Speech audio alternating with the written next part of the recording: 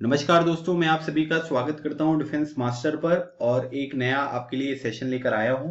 और इस सेशन में मैं आपके अपकमिंग एनडीए एग्जामिनेशन और सीडीएस एग्जामिनेशन उसके लिए मैं यहां पर कुछ प्रैक्टिस क्वेश्चंस लेकर आया हूं। जैसे मैंने कुछ प्रैक्टिस क्वेश्चंस आपके करंट अफेयर के लिए ऑलरेडी मैंने आपको प्रोवाइड करना स्टार्ट कर दिया है। टोटल 9 दिन से वो डिस्कशन यहाँ पर चल रहा है और आज का जो हमारा ये डिस्कशन होगा, एक नई सीरीज मैं आपके साथ यहाँ पर स्टार्ट कर रहा हूँ जिसमें मैं आपको जनरल साइंस के क्वेश्चंस यहाँ पर प्रोवाइड करूंगा एनसीईआरटी बेस्ड। ठीक है, तो एनसीईआरटी में जो भी चीजें यहाँ पर लिखी हुई हैं उनके ऊपर किस किस तरीके से क्वेश्चन आपके एग्जामिनेशन में पूछे जा सकते हैं, उन सब चीजों के बारे में हम डिस्कशन करेंगे। और ये आपके एनडीए एग्जामिनेशन के लिए भी इंपॉर्टेंट होगा और आपके सीडीएस एग्जामिनेशन के लिए भी इंपॉर्टेंट होगा। तो ये इसका पार्ट नंबर 1 है जो आज हम यहाँ पर डिस्कस करेंगे। और आप हमारा डिफेंस मास्टर ऐप भी डाउनलोड कर सकते हैं, वहां पर भी आपको इस तरीके के बहुत सारे कोर्सेज यहाँ पर अवेलेबल होंगे जो कि आपके एग्जामिनेशन के लिए आपकी मदद यहाँ पर कर सकते हैं। ठीक है, तो चलिए स्टार्ट करते हैं। आप में से जो भी कैंडिडेट इन क्वेश्चंस को अटेम्प्ट करना चाहता है वो कमेंट सेक्शन में अटेम्प्ट कर सकता है। फिर आप लोग बताइएगा कि टोटल जितने भी क्वेश्चन थे उसमें से आपके कितने क्वेश्चन जो हैं वो यहाँ पर सही हुए। ठीक है, चलिए तो आज का हमारा पहला क्वेश्चन देखते हैं। पहला क्वेश्चन देखिए दिया हुआ है कि regarding the chemical reactions consider the following statements. ठीक है, तो केमिकल रिएक्शन से रिलेटेड यहां पर कुछ स्टेटमेंट्स दिए गए हैं और आपको बताना है कि इनमें से कौन सा स्टेटमेंट है जो कि यहां पर सही है। पहला स्टेटमेंट देखिए दिया गया है कि new atoms are produced in a chemical reaction, exothermic reactions are accompanied by absorption of heat. तो इन दोनों स्टेटमेंट में से कौन सा स्टेटमेंट है जो कि आपको यहां पर सही देखने को मिलेगा। तो केमिकल रिएक्शन में क्या हो रहा है कि नए एटम्स जो हैं वो यहां पर प्रोड्यूस हो रहे हैं, एक तो ये चीज दी हुई है। और एक्सोथर्मिक रिएक्शन में यहां पर क्या होता है कि जो हीट होती है वो यहां पर एब्जॉर्ब होती हुई आपको दिखाई देती है। ठीक है, तो ये आपको यहां पर चीजें गिवन है। तो देखिए, अगर हम लोग यहां पर एक चीज देखें तो कोई भी अगर केमिकल रिएक्शन यहां पर होती है तो इसमें क्या होता है कि कोई भी एलिमेंट जो है वो किसी दूसरे एलिमेंट में चेंज नहीं होता है।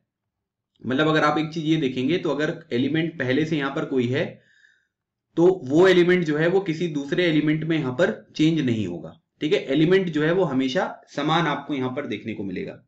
ठीक है, दूसरी इंपॉर्टेंट चीज यहां पर यह है कि केमिकल रिएक्शन में अगर आप देखेंगे तो जो एटम्स होते हैं ना वो यहां पर क्या होते हैं कि डिसअपियर भी नहीं होते हैं। है ना, मतलब अगर आप एटम्स को देखेंगे तो यहां पर क्या होगा कि वो डिसअपियर भी नहीं होंगे। जितने भी एटम्स यहां पर पहले से थे उतने एटम्स जो हैं वो आपको बाद में भी यहां पर देखने को मिलेंगे।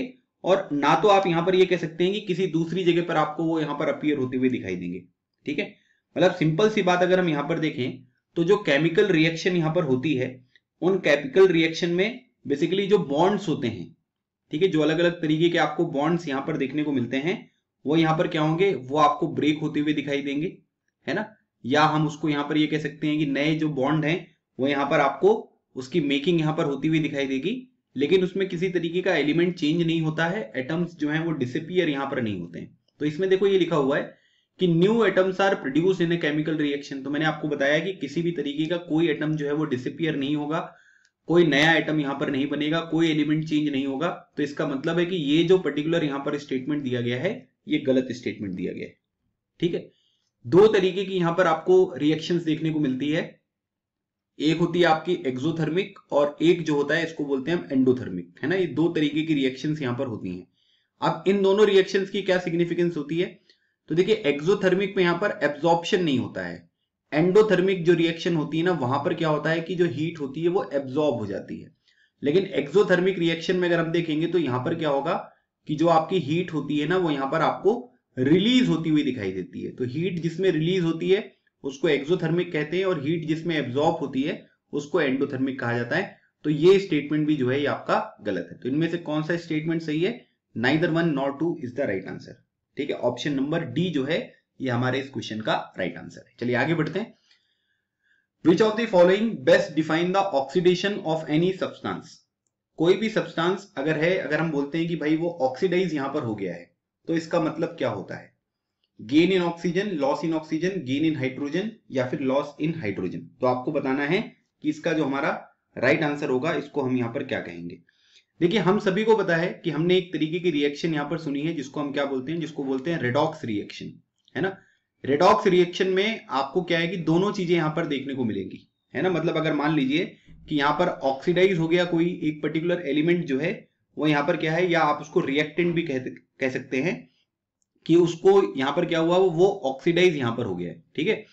प्लस एक जो पर्टिकुलर रिएक्टेंट है वो यहाँ पर क्या हो गया है कि वो आपको रिड्यूस्ड होता हुआ यहाँ पर दिखाई दिया, है ना। मतलब कि वो रिड्यूस यहाँ पर हो गया। तो ऐसी जो पर्टिकुलर रिएक्शन होती है इसको हम क्या बोलते हैं, ऐसी रिएक्शन को हम बोलते हैं रेडॉक्स रिएक्शन, ठीक है। तो ये बात आपको ध्यान रखना है। अच्छा, जब भी यहाँ पर ऑक्सीडाइज यहाँ पर होगा, है ना, कोई भी एलिमेंट अगर हम ये कह रहे हैं कि वो ऑक्सीडाइज यहाँ पर हो गया है रिएक्शन के दौरान, इसका मतलब यहाँ पर है कि उसने यहाँ पर क्या किया है कि उसने ऑक्सीजन जो है उसको यहाँ पर गेन किया है ना। ऑक्सीजन जो है वो यहाँ पर क्या होगा, वो गेन होगा। और अगर यहाँ पर वो बोल रहे हैं कि भाई जो यहाँ पर रिएक्शन है या जो रिएक्टेंट है वो यहाँ पर क्या हो गया, रिड्यूस हो गया है, तो इसका मतलब यहाँ पर क्या है कि उसने जो है वो यहाँ पर ऑक्सीजन को जो है वो यहाँ पर लूज किया है, ठीक है। तो जब यहाँ पर ऑक्सीजन गेन होता है तो उसको हम यहाँ पर क्या बोलते हैं, उसको ऑक्सीडाइज यहाँ पर कहते हैं। और जब यहाँ पर ऑक्सीजन लूज यहाँ पर आपको देखने को मिलेगा, उस पर्टिकुलर केस में हम बोलते हैं कि जो रिएक्शन है उसमें जो रिएक्टेंट पार्टिसिपेट कर रहा है वो यहाँ पर रिड्यूस यहाँ पर हो गया है। तो इस क्वेश्चन का जो हमारा राइट आंसर होगा वो यहाँ पर क्या होगा, ये होगा आपका option number A, gain in oxygen is the right answer. चलिए आगे बढ़ते हैं। Question number 3, regarding the oxidation consider the following statements, ठीक है। अब ऑक्सीडेशन जो है उससे रिलेटेड यहां पर कुछ स्टेटमेंट्स आपको दिए गए हैं। The black coating on silver and the green coating on copper are examples of corrosion. Bags of chips are flushed with gas such as nitrogen to prevent the chips from getting oxidise, ठीक है। जैसे यहाँ पर chips वगैरह होते हैं ना, उसमें यहाँ पर क्या होता है कि उसको यहाँ पर हम क्या करते हैं कि फ्लश कर देते हैं गैसेस से, जैसे नाइट्रोजन वगैरह, ताकि वो जो चिप्स वगैरह होती हैं वो यहाँ पर ऑक्सीडाइज यहाँ पर ना हो जाए। तो अब आपको बताना है कि इसका जो हमारा राइट आंसर होगा वो यहाँ पर क्या होगा, ठीक है। तो अब यहाँ पर क्या है कि सबसे इंपॉर्टेंट चीज हमको ये समझनी है कि ये कोरोजन जो है, जिसको जंग लगना वगैरह हम यहाँ पर कहते हैं, वो होता क्या है। अगर मान लीजिए कि कोई भी पर्टिकुलर एक मेटल है ना, कोई भी मेटल यहाँ पर हो सकती है, जैसे आयरन का आपने सबसे अच्छा एग्जांपल यहाँ पर देखा होगा, है ना। तो ये क्या होता है कि अगर मान लीजिए कि इसके सराउंडिंग में कोई यहाँ पर आपको कोई मॉइस्चर वगैरह यहाँ पर देखने को मिल रहा है ना, या कोई एसिड वगैरह यहाँ पर देखने को मिल रहा है, जब ये मॉइस्चर या एसिड इस पर्टिकुलर मेटल को यहाँ पर अटैक करती हैं, तो आप ये कह सकते हैं कि ये जो पर्टिकुलर मेटल होता है वो कोरोडेड हो जाता है, या इस पूरी की पूरी जो प्रोसेस होती है उसको हम कोरोजन यहाँ पर कहते हैं, ठीक है। अब यहाँ पर ये जो ब्लैक कोटिंग ऑन सिल्वर यहाँ पर हो जाता है, जैसे अगर आप देखेंगे तो जब आयरन यहाँ पर रस्टिंग होती है तो वो अलग कलर का दिखाई देता है। उसी तरीके से जब यहाँ पर सिल्वर जो होता है, जब इसकी यहाँ पर रस्टिंग आपको देखने को मिलेगी, तो यहाँ पर क्या होता है कि आप ये कह सकते हैं कि इसमें जो होता है ये ब्लैक कोटिंग आ जाती है ना, सिल्वर जो है वो ब्लैक कलर का देखने को लगता है। और जब यहाँ पर कॉपर होता है ना, तो कॉपर में आपको ग्रीन कलर का देखने को मिलता है, ठीक है। ये बात ध्यान रखिएगा कि सिल्वर जब यहाँ पर किसी चीज को कोरोड करेगा तो उसमें ब्लैक कोटिंग आएगी, और जो यहाँ पर कॉपर की रस्टिंग होती है वो यहाँ पर ग्रीन कलर की आपको देखने को मिलेगी, है ना। तो बहुत सारी जैसे कार बॉडीज वगैरह, है ना, जैसे ब्रिजेस हो गए, आयरन रेलिंग्स हो गई, शिप्स वगैरह, ये सब चीजें मेटल से बनी होती हैं। और इसी वजह से यहाँ पर क्या है कि इनमें इरोजन जो है वो आपको देखने को मिलता है, कोरोजन जो है वो आपको देखने को यहाँ पर मिलता है। तो पहला वाला जो स्टेटमेंट है ये क्या है, ये आपका बिल्कुल सही स्टेटमेंट यहाँ पर देखने को मिल रहा है, ठीक है। अब दूसरी बात यहाँ पर हम देखेंगे, जैसे सबसे पहले यहाँ पर अगर हम देखेंगे तो यहाँ पर क्या होता है कि जैसे मान लीजिए कि कोई जैसे फैट्स होते हैं, अलग अलग तरीके की जो खाने वाली चीज होती है, उसमें अगर आप फैट्स देखेंगे यहाँ पर, है ना, या फिर जैसे अगर आप देखेंगे ऑयल्स वगैरह यहाँ पर हो गए, ठीक है, जो अलग अलग तरीके के ऑयल वगैरह यहाँ पर होते हैं। अगर मान लीजिए कि ये ऑक्सीडाइज यहाँ पर हो गए, तो ऑक्सीडाइज मतलब अगर ऑक्सीजन का गेन यहाँ पर होगा, तो आप यहाँ पर ये कह सकते हैं कि इसमें आपको कुछ चीजें देखने को मिलती हैं, जैसे उसमें स्मेल आ जाती है ना, या फिर उसमें आपको जो उसका टेस्ट होता है वो आपको चेंज होता हुआ दिखाई देता है, टेस्ट जो है वो यहाँ पर चेंज हो जाएगा। तो इस तरीके की अलग अलग जो पॉसिबिलिटीज होती हैं वो आपको यहाँ पर देखने को मिलती हैं, ठीक है। अब यहाँ पर क्या होता है कि जो भी ऑक्सीडेशन यहाँ पर होता है ना, ऑक्सीडेशन जो भी यहाँ पर आपको देखने को मिलेगा, इस ऑक्सीडेशन को प्रिवेंट करने के लिए हम यहाँ पर क्या करते हैं कि जो एंटीऑक्सीडेंट्स यहाँ पर होते हैं उनका प्रयोग करते हैं, ताकि भाई कोई भी चीज अगर यहाँ पर दी गई है तो उसका ऑक्सीडेशन यहाँ पर ना हो, तो उसके लिए जो भी एलिमेंट या मटेरियल यहाँ पर यूज किया जाएगा उसको हम एंटीऑक्सीडेंट्स यहाँ पर कहेंगे, ताकि जो भी यहाँ पर फूड वगैरह होते हैं या फैट वगैरह, ऑयल वगैरह, जिसमें भी आपको चीजें देखने को मिलती हैं, वो सब चीजें जो है वो प्रिवेंट की जा सके, ठीक है। दूसरी इंपॉर्टेंट बात कि अगर मान लीजिए कि हम यहाँ पर क्या करते हैं कि उसको टाइट यहाँ पर बंद कर देते हैं, है ना। कोई भी अगर यहाँ पर जैसे घर में भी आपने सुना होगा कि भाई ढक्कन अगर खोला है तो उसको अच्छे से बंद कर देना। तो अगर हम किसी चीज को टाइट यहाँ पर बंद करते हैं तो यहाँ पर क्या होता है कि जो भी यहाँ पर एलिमेंट उसके अंदर है ना, उसका ऑक्सीडेशन जो है वो हम यहाँ पर क्या कर सकते हैं कि थोड़ा सा उसको यहाँ पर हम प्रिवेंट कर सकते हैं, ठीक है। और इसी वजह से यहाँ पर क्या होते हैं कि जो भी बैग्स होते हैं चिप्स के, है ना, मतलब जो चिप्स वगैरह अगर आप देखोगे, जो चिप्स हम खाते हैं तो उसके अगर हम चिप्स वगैरह यहाँ पर देखेंगे तो उसमें नाइट्रोजन गैस जो है वह यहाँ पर भरी जाती है। एक अपने आप में ये बहुत इंपॉर्टेंट क्वेश्चन है कि जो मार्केट में चिप्स आपको देखने को मिलते हैं इसमें कौन सी गैस होती है, तो नाइट्रोजन गैस होती है। तो इससे यहाँ पर क्या होगा कि जो भी यहाँ पर ये फैट्स या ऑयल्स वगैरह होते हैं वो ऑक्सीडाइज यहाँ पर नहीं होंगे, है ना। इस पर्पज से यहाँ पर क्या होता है कि नाइट्रोजन गैस जो है वो यहाँ पर भरी जाती है। तो दूसरा स्टेटमेंट जो है ये भी आपको यहाँ पर बिल्कुल सही देखने को मिलेगा। तो इस क्वेश्चन का जो हमारा राइट आंसर है ये कौन सा है, option number C, both 1 and 2, क्योंकि आपसे पूछा गया था कि करेक्ट स्टेटमेंट कौन सा है। So right answer is option number C. चलिए आगे बढ़ते हैं, अगला क्वेश्चन देखते हैं, question number 4। Regarding the line consider the following statements. ठीक है, लाइन से रिलेटेड जो है वो यहां पर आपको स्टेटमेंट अब देखने को मिल रहा है, ठीक है। अब इसमें पहली बात बताई जा रही है कि calcium hydroxide is also called as quick lime. तो जो कैल्शियम हाइड्रोक्साइड होता है उसको हम क्विक लाइम के नाम से जानते हैं। Calcium hydroxide react slowly with the carbon dioxide in air to form a thin layer of calcium carbonate on the walls after 2 to 3 days of whitewashing. जब हम यहाँ पर पुताई वगैरह कर देते हैं तो जो कैल्शियम हाइड्रोक्साइड होता है वो धीरे धीरे कार्बन डाइऑक्साइड के साथ रिएक्ट करके कैल्शियम कार्बोनेट जो है वो यहाँ पर बनाता है, जिसकी वजह से यहाँ पर क्या है कि 2 से 3 दिन के बाद व्हाइट वॉश जो हमने किया होता है उसमें आपको एक लेयर जो होती है वो थिन लेयर आपको यहाँ पर देखने को मिलती है, ठीक है। तो अब इसमें से आपको बताना है कि इसका जो हमारा राइट आंसर होगा कौन से स्टेटमेंट है जो कि यहाँ पर आपको सही देखने को मिलेंगे, ठीक है। तो पहला दिया हुआ है कि कैल्शियम हाइड्रोक्साइड जो है, अच्छा कैल्शियम हाइड्रोक्साइड जो है इसका फॉर्मूला होता है CaOH का होल ट्वाइस, ठीक है। तो इसको यहां पर क्या बोलते हैं, इसको क्विक लाइम बोलते हैं। तो ये बिल्कुल गलत स्टेटमेंट है, क्यों? क्योंकि क्विक लाइम जो होता है इसको बोलते हैं कैल्शियम ऑक्साइड, है ना। तो CaO ये जो होता है ये आपको यहां पर देखने को मिलेगा और इसका नाम क्या है, इसका नाम होता है कैल्शियम ऑक्साइड, ठीक है। तो पहला स्टेटमेंट जो है ये आपका बिल्कुल गलत स्टेटमेंट है, ठीक है। दूसरे स्टेटमेंट के बारे में अगर हम देखेंगे तो कैल्शियम हाइड्रोक्साइड जो है वो रिएक्ट यहां पर करता है, जैसे मान लीजिए कि ये आपका हो गया CaOH का होल ट्वाइस, ठीक है, और ये कार्बन डाइऑक्साइड के साथ यहां पर रिएक्ट करेगा।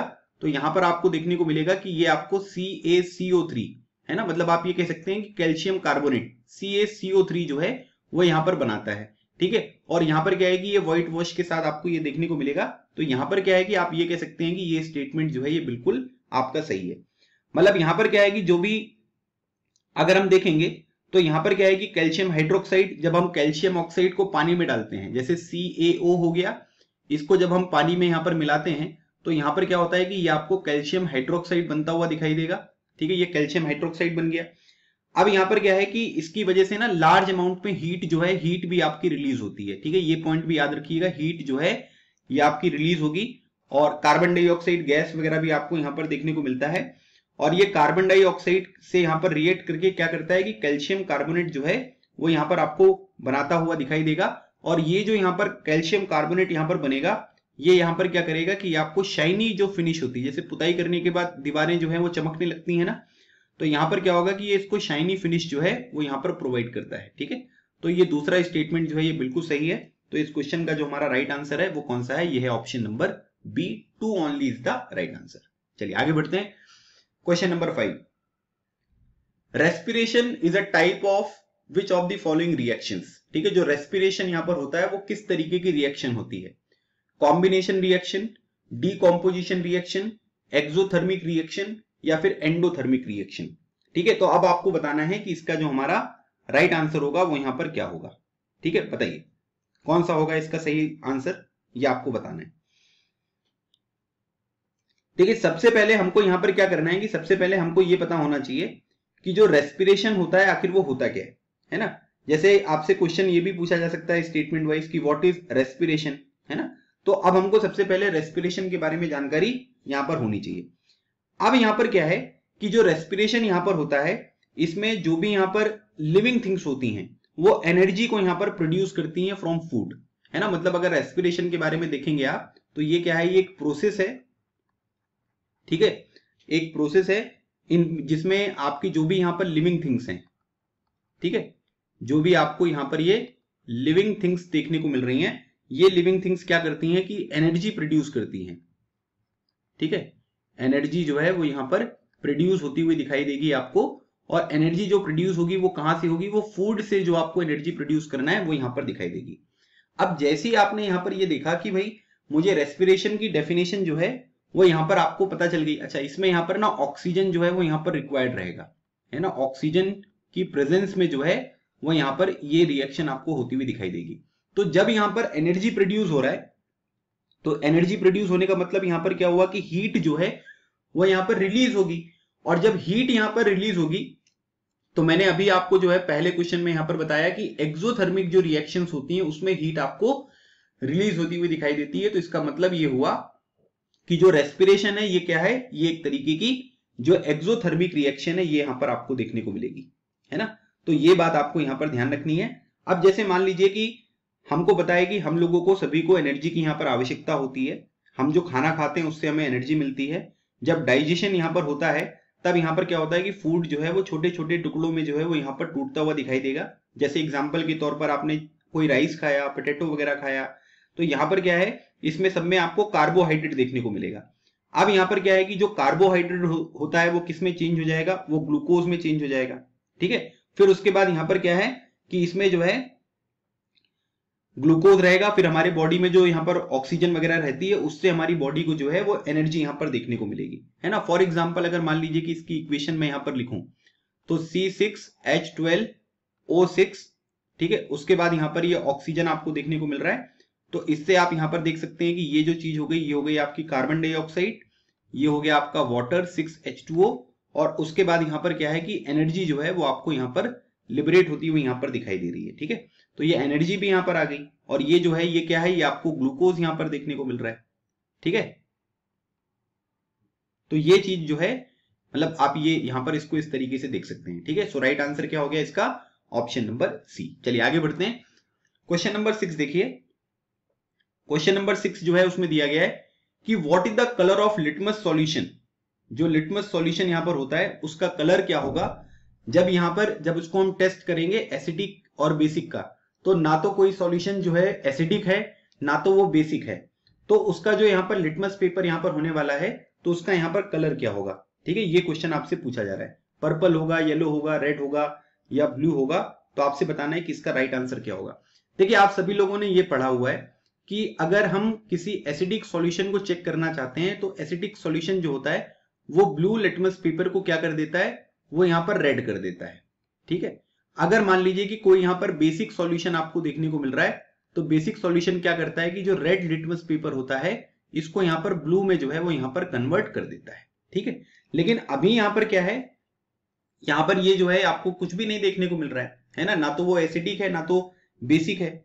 तो यहां पर क्या है कि जो लिटमस सॉल्यूशन होता है ना, लिटमस सॉल्यूशन जो है ये आपको एक पर्पल कलर का डाई देखने को मिलता है ना, मतलब पर्पल कलर का जो है ये आपको एक डाई यहां पर देखने को मिलेगा।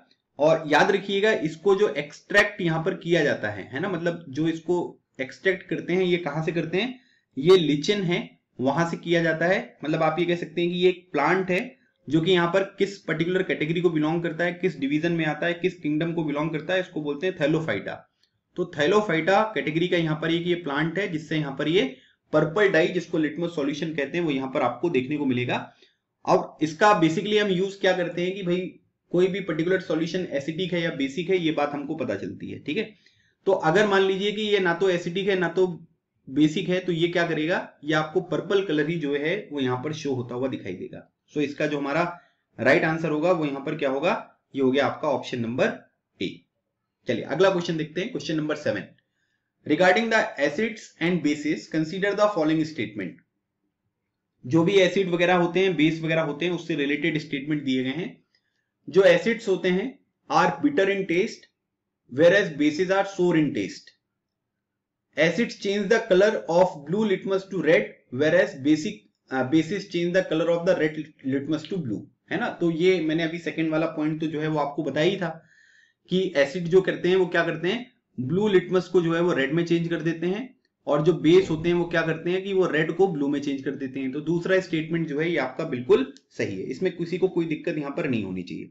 ठीक है, अब यहां पर क्या है कि अगर हम यहां पर देखेंगे तो acids are bitter in taste whereas bases are sour in test. देखो जो यहां पर एसिड होता है ना उसको हिंदी में बोलते हैं अम्ल, और अम्ल कैसे होते हैं वो आपको जो है वो कैसे देखने को मिलेंगे, वो आपको खट्टे देखने को मिलेंगे। मतलब आप ये कह सकते हैं कि उसका जो यहां पर टेस्ट होता है वो कैसा होता है, वो आपको जो है यहां पर खट्टा थोड़ा सा देखने को मिलेगा। तो एसिड जो है वो बिटर नहीं होते हैं, एसिड जो आपको देखने को मिलेंगे वो कैसे होते हैं, वो खट्टे होते हैं, सोर। और यहां पर जो आपका बेसिस होते हैं वो कैसे होते हैं, वो थोड़े कड़वे होते हैं, जिसको हम बोलते हैं बिटर। तो यहां पर ये उल्टा लिख गया है ना, और इसी वजह से ये वाला स्टेटमेंट जो है ये हमारा गलत स्टेटमेंट है। आपसे पूछा गया कि कौन सा स्टेटमेंट सही है, so right answer is option number B. ठीक है, ऑप्शन नंबर बी जो है ये हमारे इस क्वेश्चन का बिल्कुल राइट आंसर है। चलिए क्वेश्चन नंबर 8 देखते हैं। Which of the following element is common to all acids, मतलब कि सभी एसिड्स में जो है ये आपको यहां पर देखने को मिलेगा। हाइड्रोजन हो गया, क्लोरीन हो गया, सल्फर हो गया, या फिर सोडियम हो गया। ठीक है, तो आपको बताना है कि इसका जो हमारा राइट आंसर होगा वो यहां पर क्या होगा, ये आपसे पूछा जा रहा है। अब यहां पर क्या है, देखिए कि अगर हम किसी भी एसिड के बारे में बात करें, है ना, अगर मान लीजिए कि कोई भी एसिड यहां पर आपको दिया गया है, जब भी यहां पर एसिड यहां पर क्या करेंगे, किसी भी मेटल से यहां पर रिएक्ट करेंगे, है ना, कोई भी एसिड अगर मेटल से यहां पर रिएक्ट करता है तो यहां पर क्या है कि आप यहां पर ये कह सकते हैं, ठीक है, यहां पर आपको हाइड्रोजन जो गैस है वो यहां पर जनरेट होती हुई दिखाई ही देगी, है ना, मतलब हाइड्रोजन गैस जो है वो यहां पर बिल्कुल जनरेट होगी। अगर आप इस चीज को समझ गए तो फिर आपको यहां पर कोई दिक्कत नहीं होगी। ठीक है, तो अगर मान लीजिए फॉर एग्जांपल अगर आप कोई सा भी यहां पर चीजें देख लीजिए, तो यहां पर क्या है कि जैसे अगर आप यहां पर किसी की रिएक्शन यहां पर कराते हो, जैसे हाइड्रोक्लोरिक एसिड की आप रिएक्शन कराते हो सोडियम से, है ना, तो वहां पर क्या होता है कि वहां पर जो है, जैसे एग्जांपल के तौर पे मैं आपको बताता हूं, जैसे मान लीजिए कि ये 2HCl हो गया और ये आपका 2Na हो गया, तो यहां पर जो रिएक्शन होगी इसके बाद 2NaCl यहां पर आपको देखने को मिलेगा, और यहां पर ये हाइड्रोजन गैस जो है ये आपको जनरेट होती हुई दिखाई दे रही है। तो कोई भी एसिड अगर आप देखेंगे तो उसमें आपको हाइड्रोजन जो है वो बिल्कुल कॉमन यहां पर देखने को मिलेगा, जब भी वो मेटल से रिएक्ट करेंगे हाइड्रोजन यहां पर जनरेट होगा। So right answer is option number A. चलिए क्वेश्चन नंबर 9 देखिए। A turmeric stain becomes reddish brown when a soap is scrubbed on it. जब भी कहीं पर मान लीजिए कि किसी हल्दी का दाग आपके कपड़े में लगा हुआ है, उसके ऊपर जब भी आप सोप वगैरह लगाओगे, साबुन वगैरह उसको अप्लाई करोगे, तो थोड़ा सा रेड ब्राउन कलर का जो है वो आपको देखने को मिलेगा। ये जो रेड ब्राउन कलर का ये देखने को मिलता है, इसका रीजन क्या है? The soap produce acidic effect after combining with turmeric. The soap decline the acidic nature of the turmeric. Turmeric is a natural indicator and turmeric is basic in nature. तो आपको बताना है कि इसका जो हमारा राइट आंसर होगा वो यहां पर क्या होगा।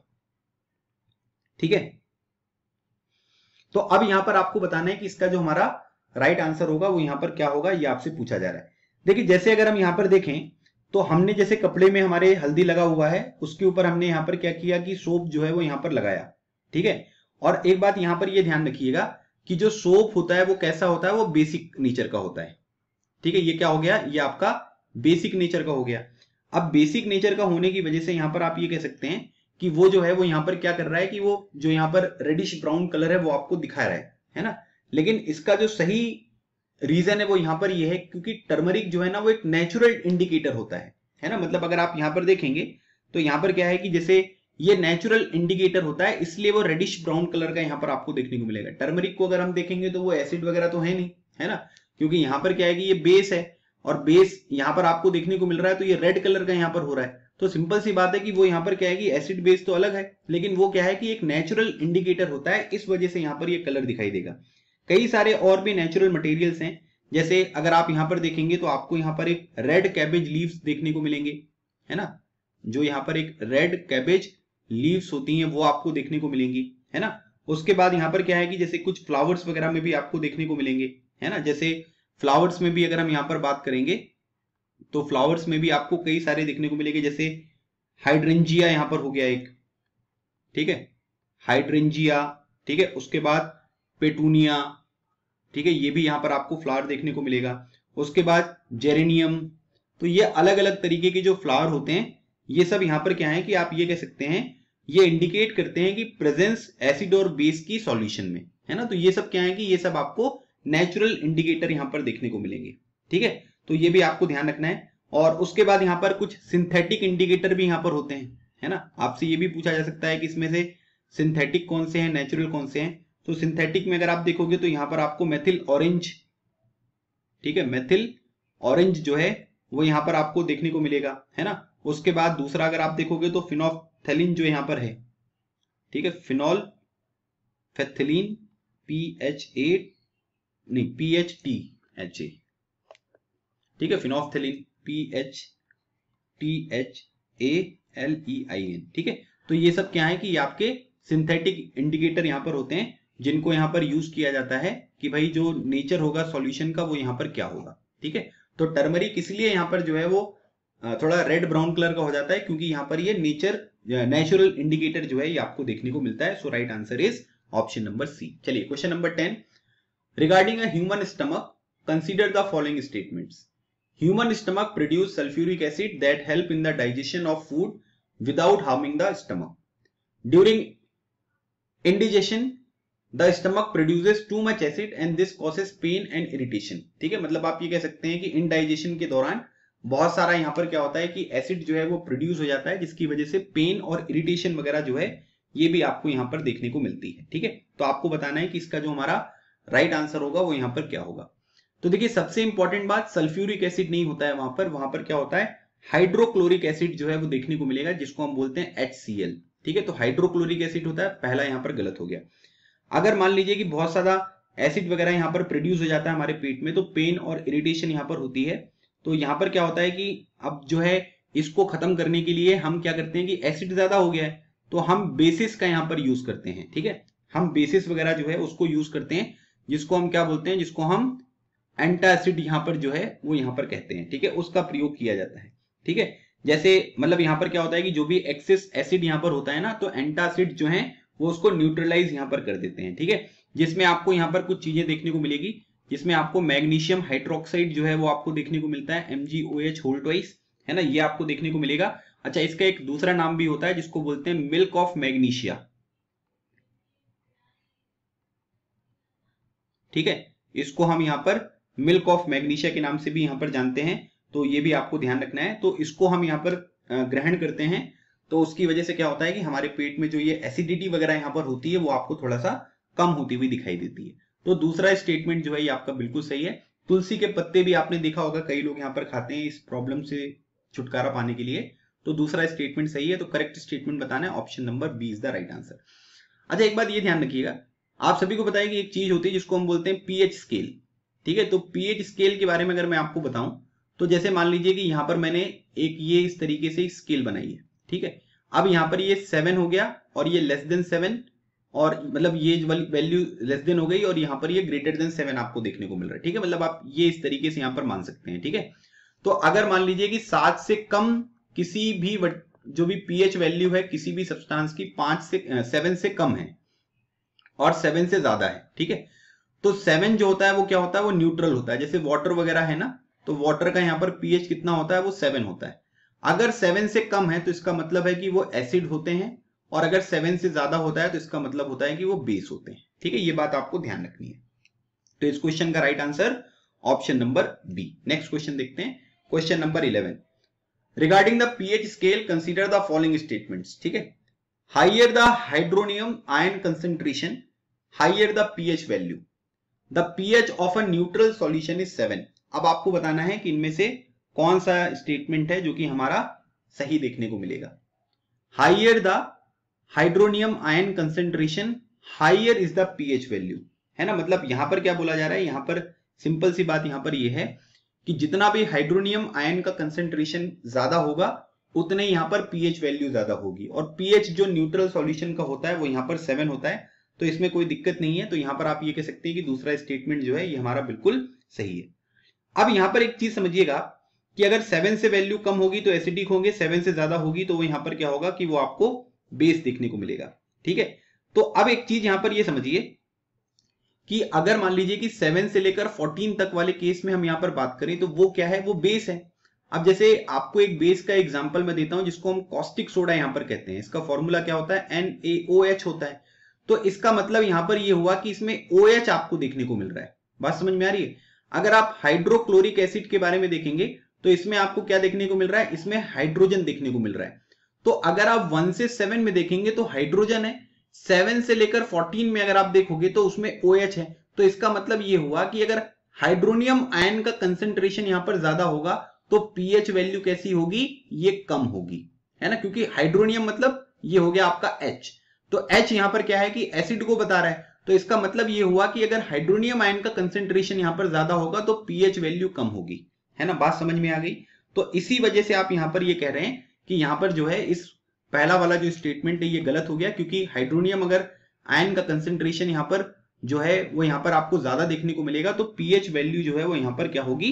वो यहां पर कम आपको देखने को मिलेगी, ठीक है। और दूसरी बात 7 से लेकर 14 में अगर आप देखेंगे तो यहां पर OH नेगेटिव जो यहां पर आयन होता है वो आपको यहां पर देखने को मिलता है ज्यादा नंबर में, ठीक है। अच्छा, बेसिक जो सॉल्यूशन होते हैं ना उनको एल्कली जो है वो भी यहां पर हम कहते हैं, एक टर्म होता है जिसको हम एल्कली जो है वो भी यहां पर कह सकते हैं, ठीक है। तो इस क्वेश्चन का जो हमारा राइट आंसर होगा वो यहां पर क्या होगा? करेक्ट स्टेटमेंट पूछा गया है, so right answer is option number B. चलिए क्वेश्चन नंबर 12 देखते हैं। Consider the following statement, human body works within द pH range of 7 to 7.8 when pH of rain water is less than 5.6 it is called acid rain. Tooth decay start when the pH value of the mouth increases, है ना। तो ये 3 statement दिए गए हैं। अब आपको बताना है कि इनमें से कौन सा स्टेटमेंट है जो कि यहां पर आपको सही देखने को मिलेगा, ठीक है। तो अब पहला स्टेटमेंट यहां पर दिया गया कि ह्यूमन बॉडी जो है वो काम करती है जिसकी पीएच रेंज आपको दी गई है कि 7 से लेकर 7.8 तक है, ठीक है। तो आप यहां पर ये कह सकते हैं कि कोई भी लिविंग ऑर्गेनिज्म अगर यहां पर होगा, ठीक है, कोई भी लिविंग ऑर्गेनिज्म, केवल ह्यूमन बॉडी की बात नहीं हो रही है, तो यहां पर क्या है कि बहुत ही नैरो रेंज है जिसमें यहां पर वो क्या होगा कि वो व्यक्ति का शरीर जो है वो काम करता हुआ दिखाई देगा। तो आप ये कह सकते हैं कि ये जो रेंज होती है ये 7 से 7.8 के बीच में देखने को मिलेगी। सो राइट आंसर पहला स्टेटमेंट जो है ये हमारा बिल्कुल सही है, ठीक है।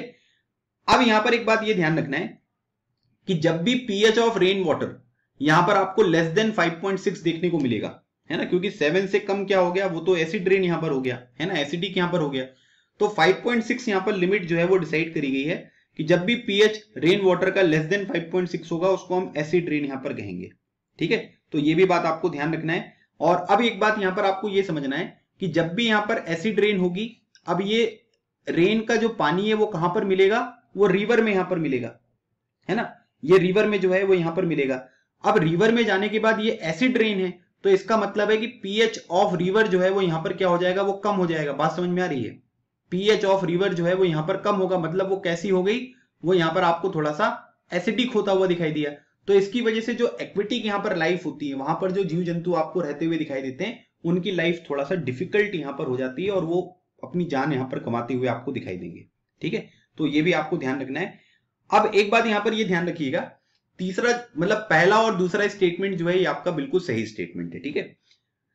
अब एक बात यहां पर ये ध्यान रखिएगा कि जो टूथ इनेमल यहां पर होता है, ठीक है, टूथ इनेमल के बारे में यहां पर बात हो रही है, ठीक है। ये जो टूथ इनेमल आपको यहां पर देखने को मिलेगा ये किससे बना होता है? ये कैल्शियम फॉस्फेट से बना होता है, ठीक है। ये जो है ये किससे बना होता है? ये आपका कैल्शियम फॉस्फेट जो है उससे यहां पर आपको बना हुआ देखने को मिलेगा। और ये जिसमें आपके दांत के ऊपर वाला जो पार्ट आपको देखने को मिलता है ना, जिसमें आपके दांत फंसे हुए हैं, उसको हम इनेमल कहते हैं। तो यहां पर जो कैल्शियम फॉस्फेट से यहां पर बना हुआ देखने को मिलेगा। और एक बात आपको ये ध्यान रखना है कि ये हार्डेस्ट सब्सटेंस है जो कि हमारे बॉडी में यहां पर देखने को मिलते हैं, ठीक है। मतलब सबसे मजबूत आपको ये चीज है जो हमारी बॉडी में देखने को मिलती है, जिसमें हमारे दांत यहां पर आपको बने हुए दिखाई देते हैं, ठीक है। ये जो दांत यहां पर आपको देखने को मिलता है ना, तो यहां पर क्या है कि टूथ एनिमल जो है, ये जो पार्ट आपको यहां पर देखने को मिल रहा है ये किससे बना हुआ है? ये आपका बना हुआ है कि इसको हम बोलते हैं कैल्शियम फॉस्फेट, है ना। तो ये बात आपको यहां पर बिल्कुल ध्यान रखना है। और ये चीज जो है ये आपके एग्जामिनेशन के लिए इंपॉर्टेंट है, मतलब कि जिसमें आपका दांत यहां पर ये लगा हुआ है, बना हुआ है ना, जो टीथ आपको देखने को मिल रहा है इसको हम टूथ इनेमल जो है इसके नाम से यहां पर जानते हैं, ठीक है।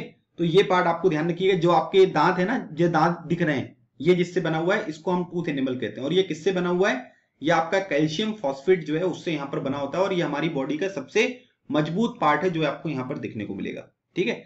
अच्छा, यहां पर क्या है कि ये जो टूथ एनिमल है ये वाटर में डिसॉल्व नहीं होता है, ठीक है। इसको अगर आप पानी में डाल दोगे तो ये क्या होगा कि ये जो है ये आपका वाटर में डिसॉल्व नहीं होगा। एक बात ये भी ध्यान रखना है।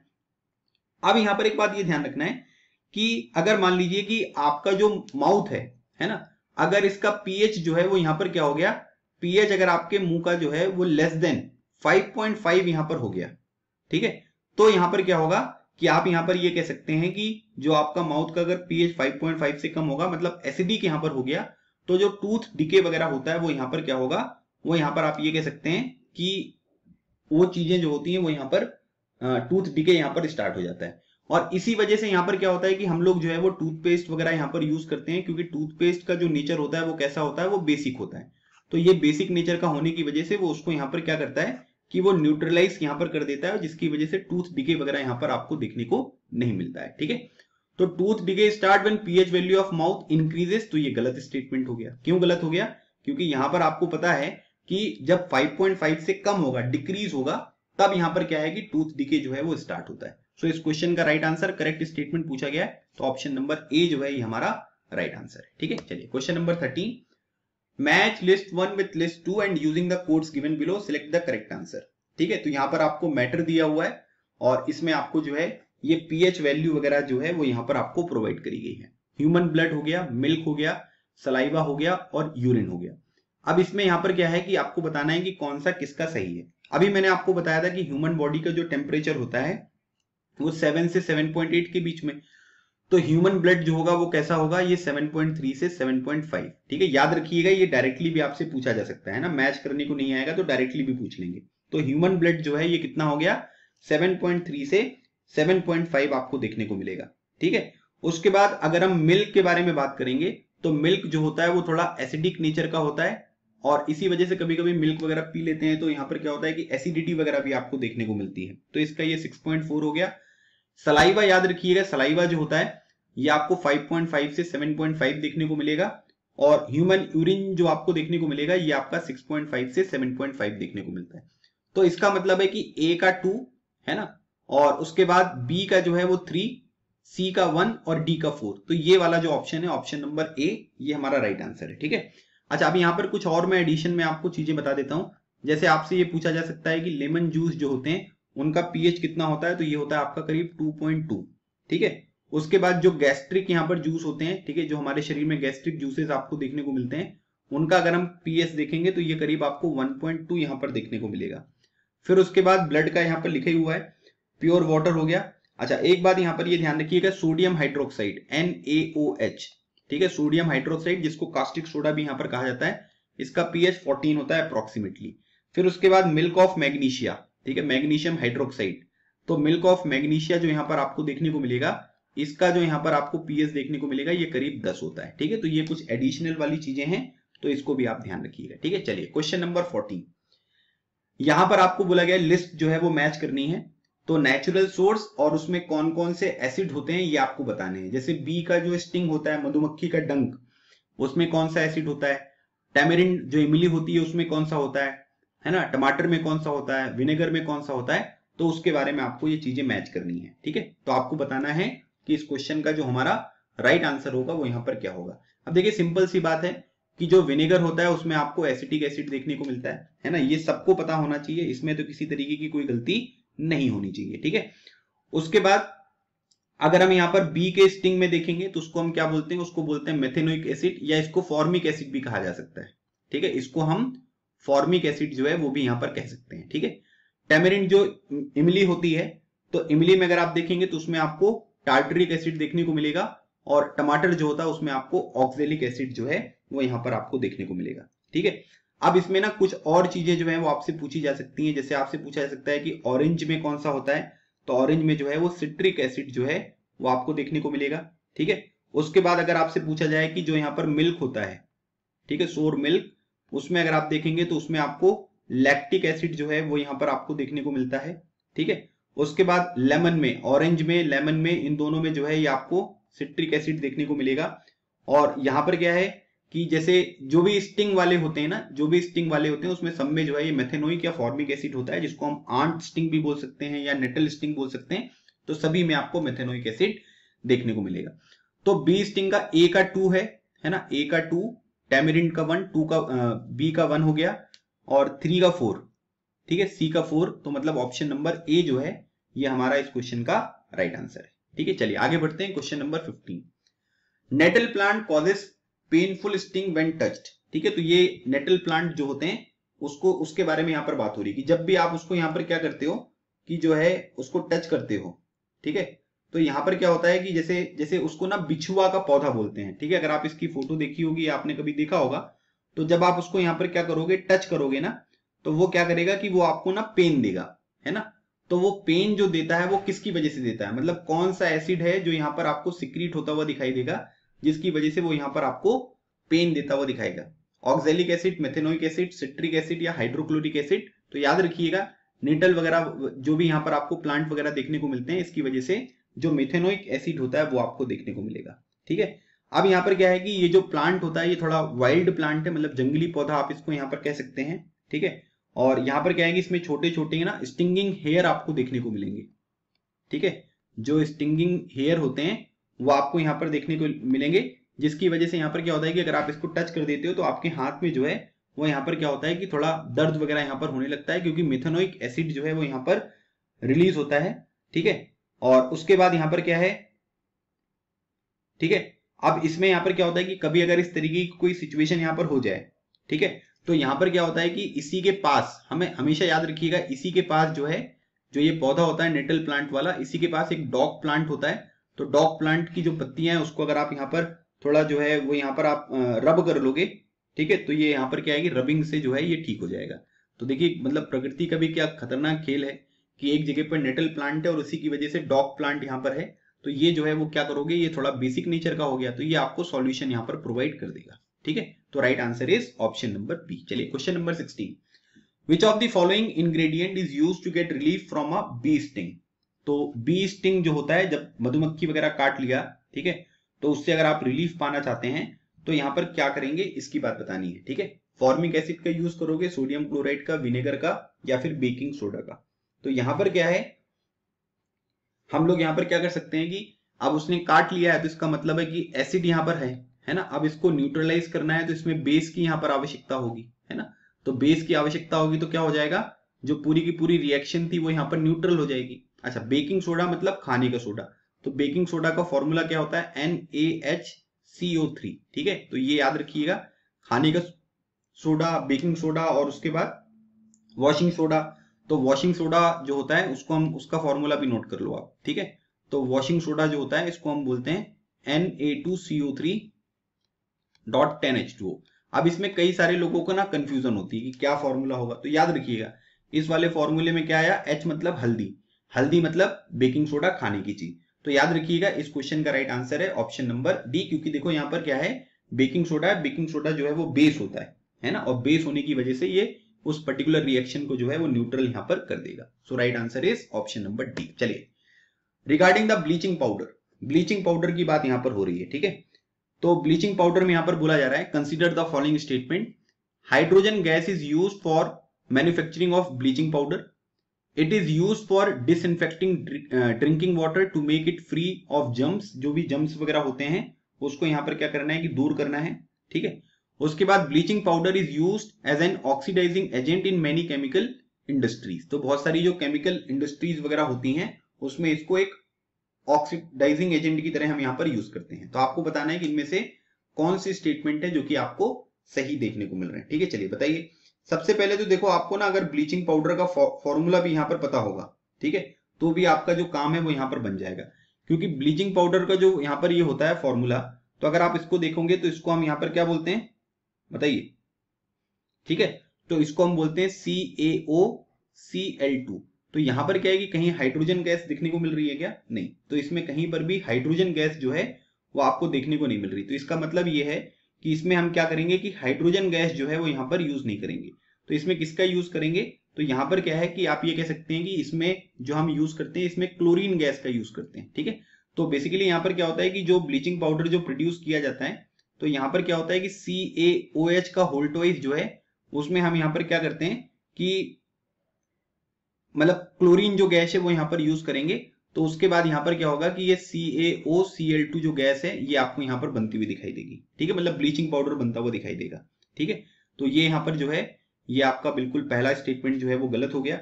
और याद रखिएगा इसमें क्या है कि जो भी वाटर वगैरह होते हैं उसमें जो जर्म्स वगैरह होते हैं उनको मारने के लिए इसको एक डिसइंफेक्टेंट की तरह यहाँ पर यूज किया जाता है। तो दूसरा स्टेटमेंट यहाँ पर सही है। और उसके बाद कई सारी यहाँ पर जो भी इंडस्ट्रीज वगैरह होती हैं उसमें इसको एक ऑक्सीडाइजिंग एजेंट के रूप में यहाँ पर प्रयोग किया जाता है। जैसे कॉटन, जो लिनन वगैरह टेक्सटाइल इंडस्ट्री में आपको देखने को मिलेगा। ठीक है, तो उसमें यहाँ पर हम इसका यूज करते हैं। तो तीसरा स्टेटमेंट भी जो है वो यहाँ पर सही है। तो आपसे करेक्ट स्टेटमेंट पूछा गया, so right answer is option number C, है ना। गलत चीजें अगर आप पता कर लोगे तो बाकी सब चीजें आसान हो जाएंगी। ठीक है, चलिए question number 18, which of the following gases causes the bread और cake to rise making them soft and spongy. ठीक है, जैसे ब्रेड और केक वगैरह होते हैं तो उसमें कौन सी गैस रिस्पॉन्सिबल यहाँ पर होगी जो उसको सॉफ्ट और थोड़ा सा स्पॉन्जी जो है वो यहाँ पर बना देते हैं। तो आपको बताना है कि इसका राइट आंसर क्या होगा, नाइट्रोजन, ऑक्सीजन, क्लोरीन या फिर कार्बन डाइऑक्साइड। ठीक है, तो अब यहाँ पर क्या है कि जैसे मान लीजिए कि बेकिंग पाउडर हम डालते हैं, है ना, केक वगैरह बनाते हैं तो बेकिंग पाउडर का यूज किया जाता है। तो अगर आप यहाँ पर देखेंगे तो उसमें क्या होता है कि एग्जाम्पल के तौर पर मैं आपको बताता हूं। जैसे मान लीजिए कि आपने यहाँ पर क्या किया कि इसमें जैसे NaHCO3 है, ठीक है, NaHCO3, और आपने इसको यहाँ पर क्या किया कि इसको जब आपने यहाँ पर हीट वगैरह किया तो यहाँ पर क्या होगा कि एक गैस निकलती है जिसको हम क्या बोलते हैं, जिसको बोलते हैं यहाँ पर हम कार्बन डाइऑक्साइड। तो कार्बन डाइऑक्साइड जो है वो यहाँ पर आपको प्रोड्यूस होती हुई दिखाई देती है जब हम इसको हीट करेंगे। ठीक है, तो हीट करने पर कार्बन डाइऑक्साइड निकलेगी और कार्बन डाइऑक्साइड यहाँ पर क्या करता है कि इसको सॉफ्ट बना देता है या फिर स्पॉन्जी यहाँ पर बना देता है। ठीक है, so right answer is option number D. चलिए question number 19, which of the following is used in soda acid fire extinguisher. तो सोडा एसिड फायर एक्सटिंग्विशर जो होते हैं उसमें आपको ये बताना है कि किसका प्रयोग किया जाता है, वॉशिंग सोडा का, ब्लीचिंग पाउडर का, बेकिंग सोडा का या फिर सोडियम क्लोराइड का। आपको बताना है कि इसका राइट आंसर यहाँ पर क्या होगा। ठीक है, तो बेकिंग सोडा का मैंने ऑलरेडी आपको यहाँ पर जो है वो फॉर्मूला यहाँ पर बता दिया है। ठीक है, तो यहाँ पर क्या है, इसको बोलते हैं सोडियम हाइड्रोजन कार्बोनेट। ठीक है, और इसको हम यहाँ पर क्या है कि सोडियम हाइड्रोजन कार्बोनेट बोलते हैं। इसके कुछ नाम है, याद रख लेना। इसको हम ना सोडियम बाइकार्बोनेट भी कहते हैं। ठीक है, इसको हम सोडियम बाइकार्बोनेट के नाम से भी जानते हैं। इसको यहाँ पर हम फूड सोडा भी कह सकते हैं। ठीक है, फूड या फिर जो भी आपका स्वीट सोडा होता है उस नाम से भी यहाँ पर जाना जाता है। ठीक है, अब यहाँ पर क्या होता है कि इसको हम एंटा एसिड की तरह भी जो है वो यहाँ पर यूज करते हैं। एंटा एसिड मतलब अगर एसिडिटी यहाँ पर थोड़ा ज्यादा हो गई है तो उसके रूप में भी यहाँ पर जो है वो आप यहाँ पर यूज कर सकते हैं। क्यों यूज करेंगे इसको एंटा एसिड की तरह, क्योंकि इसका जो नेचर होता है वो कैसा होता है, वो बेसिक होता है, या उसको हम एल्कलाइन नेचर जो है वो यहाँ पर कह सकते हैं। ठीक है, तो ये बात आपको ध्यान रखना है। और उसके बाद इसका जो है ये हम सोडा एसिड जो फायर एक्सटिंग्विशर होता है उसमें भी यूज करते हैं, क्योंकि मैंने अभी आपको बताया कि इसमें कार्बन डाइऑक्साइड रिलीज होगी, है ना। तो कार्बन डाइऑक्साइड जो रिलीज होगी तो उससे जो यहाँ पर फायर एक्सटिंग्विशर होते हैं वो यहाँ पर इफेक्टिव तरीके से काम करेंगे। तो बेकिंग सोडा का जो है वो हम यहाँ पर यूज करते हैं। ठीक है, याद रखिएगा, क्योंकि Na2CO3.10H2O में हाइड्रोजन नहीं होता है जो वॉशिंग सोडा होता है, लेकिन यहाँ पर NaHCO3 है तो जो कार्बन डाइऑक्साइड है वो रिलीज होता हुआ दिखाई देगा और उसकी वजह से यहाँ पर हम इसका प्रयोग यहाँ पर कर पाएंगे। ठीक है, चलिए क्वेश्चन नंबर 20, यहां पर ये बात हो रही है वॉशिंग सोडा से related. Consider the following statement. इसका यूज किया जाता है परमानेंट जो हार्डनेस होती है वाटर की उसको रिमूव करने के लिए। It can be used as cleaning agent for domestic purposes. It is used in glass, soap and paper industries. तो आपको बताना है कि इनमें से कौन कौन सा स्टेटमेंट है जो कि यहां पर आपको सही देखने को मिलेगा। ठीक है, तो अब यहां पर क्या होता है कि जैसे जो भी यहां पर वॉशिंग सोडा वगैरह यहां पर होता है जिसको हम सोडियम कार्बोनेट कहते हैं, है ना। तो अगर आप यहां पर क्या करोगे कि फॉर एग्जांपल अगर मान लीजिए कि वॉशिंग सोडा है, ठीक है, पहले तो इसका फॉर्मूला देख लो आप, Na2CO3, ठीक है, डॉट ये हो गया आपका 10H2O। इसको हम क्या बोलते हैं, इसको बोलते हैं सोडियम कार्बोनेट। ठीक है, ये इसका नाम है। और बेकिंग सोडा इसको बनाते कैसे हैं, बेकिंग सोडा जो होता है ना उसको हम क्या करेंगे कि हीट कर देंगे थोड़ा, तो ये आपको बनता हुआ दिखाई देगा। ठीक है, NaCO3 को अगर आप हीट कर दोगे तो यहां पर क्या होगा कि ये बनता हुआ दिखाई देगा। तो ये चीज आपको ध्यान रखना है। ठीक है, अब यहां पर क्या है, इसको हम कई तरीके की इंडस्ट्रीज वगैरह में यहां पर यूज करते हैं। ठीक है, जैसे वॉशिंग सोडा जो होता है ना, ये ग्लास, सोप और पेपर इंडस्ट्रीज में आपको यूज होता हुआ दिखाई देगा, है ना, इसमें कोई दिक्कत नहीं है। और उसके बाद यहाँ पर क्या है, एक बात ये भी ध्यान रखना है कि वॉशिंग सोडा का जो यूज होगा इसमें जो बोरैक्स होता है, ठीक है, ठीक है, जो बोरैक्स वगैरह आपको देखने को मिलेंगे उसके चीज में, जैसे सोडियम कंपाउंड है बोरैक्स, उसमें यहाँ पर आपको देखने को मिलेगा। और उसके बाद डोमेस्टिक जो पर्पसेस हैं उसमें क्लीनिंग के लिए इसका यहाँ पर यूज किया जाता है, क्योंकि नाम से ही समझ में आ रहा है कि ये वॉशिंग है। और उसके बाद यहाँ पर क्या है कि इसको जो भी वाटर की परमानेंट हार्डनेस यहाँ पर होती है उसको भी रिमूव करने के लिए यूज करते हैं। तो ये तीनों स्टेटमेंट जो है वो अपने हिसाब में सही है। सो राइट आंसर हो गया इसका ऑप्शन नंबर डी। ठीक है, ऑप्शन नंबर डी इस क्वेश्चन का हमारा राइट आंसर है। चलिए, आज का हमारा ये आखिरी क्वेश्चन है। इसमें दिया हुआ है कि eight which temperature gypsum loses water molecules and becomes plaster of Paris. ठीक है, मतलब कि कितने टेम्परेचर पर जिप्सम जो होता है वो अपना वाटर मॉलिक्यूल जो है उसको लूज कर देता है और वो फिर यहां पर प्लास्टर ऑफ पेरिस में कन्वर्ट हो जाता है। ठीक है, ये आपसे यहां पर पूछा जा रहा है। तो देखिए, अब यहां पर क्या है कि हमको यहां पर क्या करना है, gypsum loses water molecules and become plaster of Paris. अब देखो, सबसे पहले तो आप यहां पर क्या है कि जिप्सम का फॉर्मूला याद रख लेना, है ना। एक तो ये क्वेश्चन बनेगा पेपर में, इसको बोलते हैं CaSO4 और ये हो गया आपका 2H2O। ठीक है, प्लास्टर ऑफ पेरिस के बारे में अगर हम बात करेंगे तो इसको बोलते हैं CaSO4.12H2O। ठीक है, ये प्लास्टर ऑफ पेरिस का यहां पर फॉर्मूला आपको देखने को मिल रहा है। ठीक है, अब यहां पर क्या है कि आप सभी को पता है कि देखिए एक इंपॉर्टेंट चीज होती है जिसको बोलते हैं C/5 F-32/9। ठीक है, या आप इसको जो है ये मैं आपको आगे की क्लास में बताऊंगा, अभी मैं आपको केवल केल्विन और डिग्री सेल्सियस में यहां पर बता देता हूं। ठीक है, तो अगर मान लीजिए कि किसी भी टेम्परेचर को, है ना, केल्विन में अगर आपको चेंज करना है तो केल्विन में चेंज करने के लिए डिग्री सेल्सियस प्लस 273, है ना, ये एक रिलेशन होता है। मतलब कि अगर आपको कोई टेम्परेचर डिग्री सेल्सियस में दिया हुआ है तो उसमें आप 273 में यहां पर जो है उसको ऐड कर दो तो वो केल्विन में चेंज हो जाएगा। बाकी C/5 is equal to F-32/9 is equal to R/4। ठीक है, ये फॉर्मूला होता है जिसमें सेल्सियस स्केल, फ़ारेनहाइट स्केल और ह्यूमर स्केल, इसको अगर आपको चेंज करना है तो इस फॉर्मूले का आप यहां पर यूज कर सकते हैं। ठीक है, तो यहां पर क्या है कि अगर जिप्सम को हम अगर 373 केल्विन पर यहां पर जो है वो हीट करते हैं तो ये वाटर मॉलिक्यूल जो है उसको लूज कर देता है और कैल्शियम जो सल्फेट या हेमीहाइड्रेट, ठीक है, इसको क्या बोलते हैं, इसको बोलते हैं कैल्शियम सल्फेट हेमीहाइड्रेट। ठीक है, ये नाम याद रखना, इसको बोला जाता है कैल्शियम सल्फेट हेमीहाइड्रेट। ये आपको यहां पर देखने को मिलेगा, मैं एक बार लिख देता हूं फिर से। तो ये हो गया आपका कैल्शियम सल्फेट, ठीक है, ये हो गया आपका हेमीहाइड्रेट।